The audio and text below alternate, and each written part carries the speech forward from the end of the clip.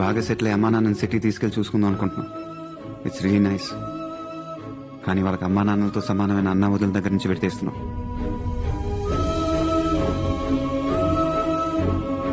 వాళ్ళు ఇక్కడే ఉంటే నువ్వు వారానికి ఒకసారి శనాధారాలు వచ్చి చూడొచ్చు. రాత్రి వాలో బస్సు ఎక్కితే పొద్దున్న దిగేంత దూరం.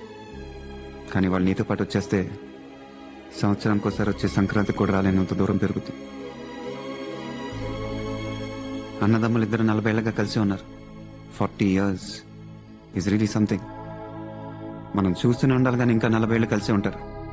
చూస్తున్నాం బాస్, బాగుంటుంది.